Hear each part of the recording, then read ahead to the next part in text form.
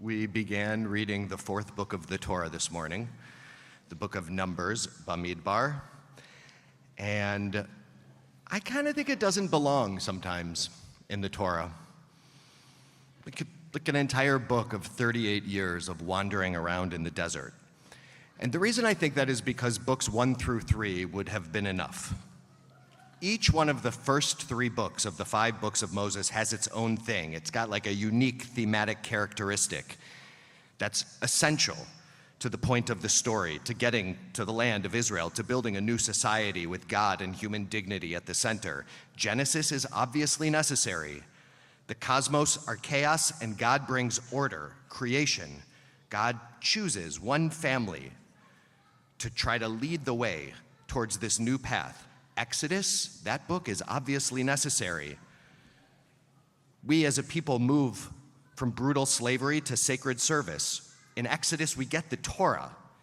We have the Sinai covenant. The framework is handed to us. And in Exodus, God asks us to build a home for God on earth, and it is designed and constructed. That is the Mishkan, the tabernacle. Leviticus is obviously necessary. Once you've got a tabernacle, you need to know how to use it. So it is a book of religious service to God by the priests, meticulously described. It also has Parshat Kedoshim, which is a grouping of ethical laws that counterbalance the potential for religious fundamentalism. But at the end of the Leviticus, let's be honest. We've got what we need. Let's get to Deuteronomy, retell that story, and walk into the land. Why do we need 38 years and probably 9 months with the story essentially complete? You know how long it would take to get from Egypt to Israel in a straight shot? 10 days?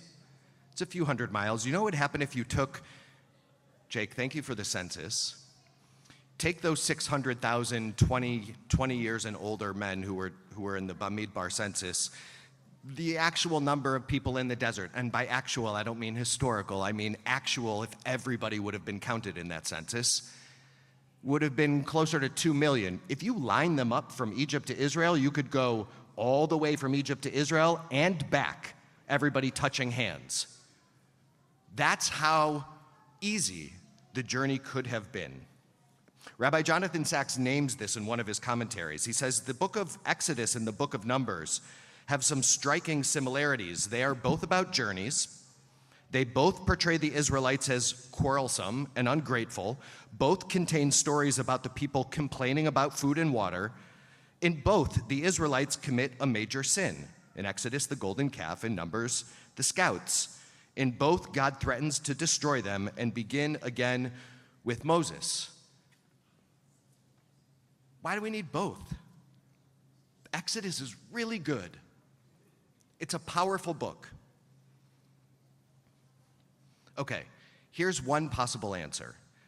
The Exodus stories are incomplete, meaning they seem like they've done the job, but they haven't. One example of that is the covenant on Mount Sinai. In the Babylonian Talmud, Tractate Shabbat, probably the most famous piece of Shavuot Torah ever taught, the rabbis create a textual challenge in order to make a point. The Torah tells us when the Israelites received the Torah at Sinai that they were tachtit hahar. They were at the bottom of the mountain, which is a good description of where they were because that's in fact where they were, at the bottom of the mountain. But a more precise translation of tachtit, or I know there's a number of native Hebrew speakers, tachtonim, is not at the bottom of it, it's underneath, like underneath. So the rabbis say, what does that mean that they're underneath the mountain? Milamed shekafa kadosh baruch hu aleihem tahar kegigit, that God actually took Mount Sinai, picked it up in the air, flipped it over like an anvil, held it over their heads. V'amar lahem imatem mikablim haTorah mutav ve'im lav sham tehei kavuratam. Held the mountain over them like an anvil and said, if you accept the Torah, great.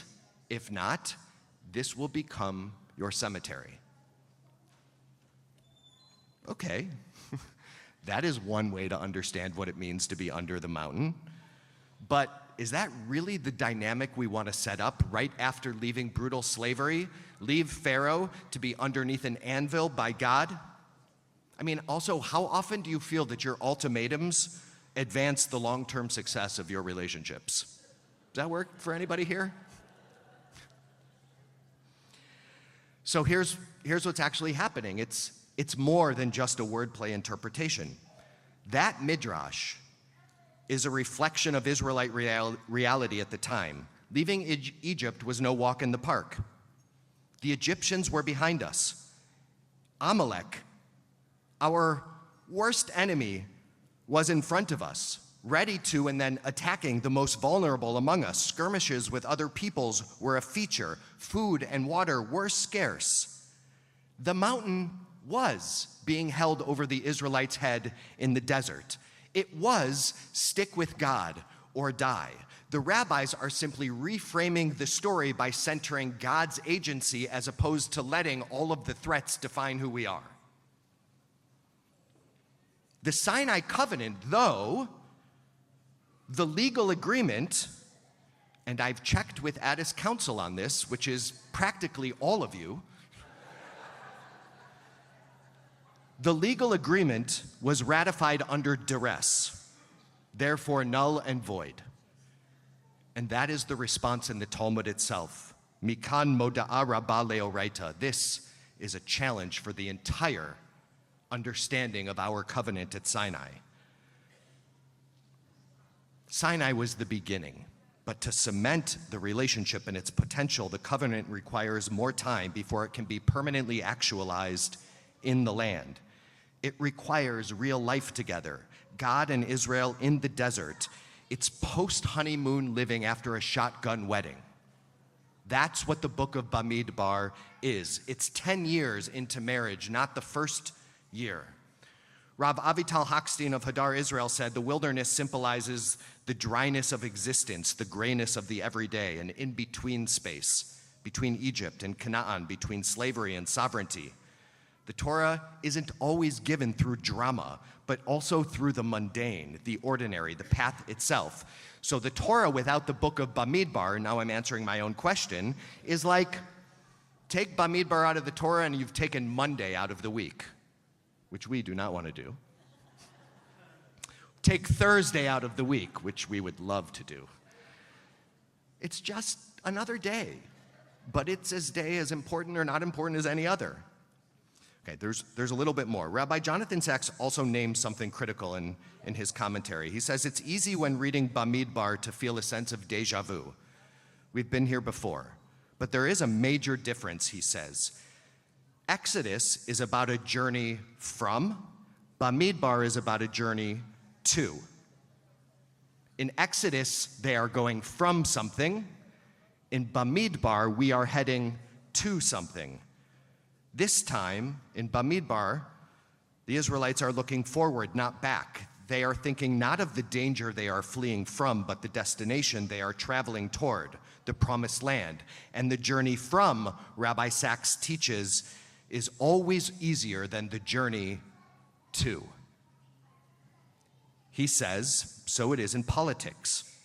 It may take a revolution to depose a tyrant, but it is easier to do that than to create a genuinely free society with the rule of law and respect and human rights. It is easier to destroy than to build, but fleeing to something else entirely. It means making a home in a place where literally or metaphorically we have not been before.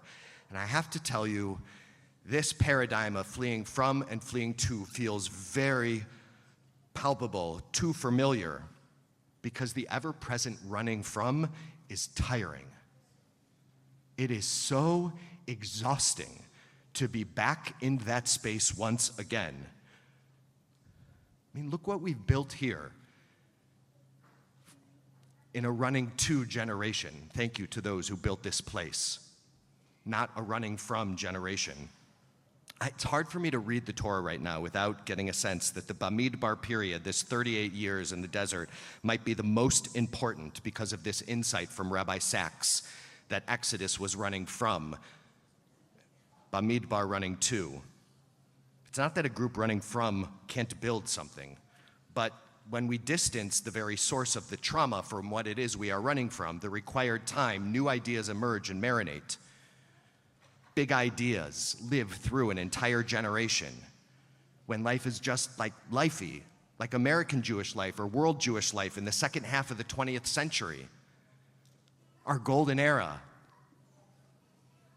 And I don't love, that's the nicest way that I could put it, that so many of us are running again. And too many us's are in a state of running from right now. Immigrants and refugees, no matter their official status, asylum seeker or citizen, are once again in this country being caught between the Egypt they are running from, the perilous journey, and here, a place that has forced them back into hiding. African Americans, once again, now caught between the antebellum slavery South and the gutting of the VRA. Running from, again, as opposed to, and here, after the post-Holocaust golden era, once again, the Jewish community en masse is re-identified, history rhyming as it does, as the primary representative of history's worst evils. There is now a new anvil over our heads, a binary zero-sum decision being demanded of us. That nearly $1 million a year security apparatus that is right out there, that's what happens when we are forced into becoming a running from community, necessary as it is. And yet in here, we must always be running to. In here, we are in a perennial state of creation and innovation rooted in the entirety of our past. In weeks like this, when the onslaught feels once again like a tipping point, it feels harder than ever to hold this running from, running to tension that is required of us. Danielle Hartman and Yossi Klein Halevi helped me process my own tension these past couple of weeks. In particular, in their For Heaven's Sake episodes, 2 weeks ago, they addressed head-on the rampant Israeli-Jewish violence against Palestinians in the West Bank. They did so with moral clarity.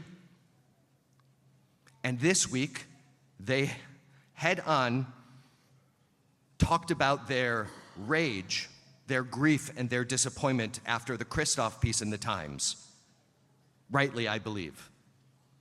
At the conspiracy theories and sweeping demonization, the world's seemingly, at least it feels like it sometimes, full turn against us. But they also, Rabbi Hartman and Yossi Klein Halevi, did what so many of us are unable to do, two things at once.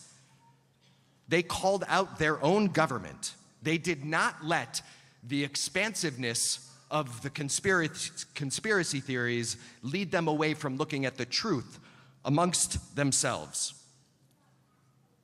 They called out their own government for allowing its moral compass to be diminished over and over again. We protect ourselves, we must defend ourselves against very real threats. Yes.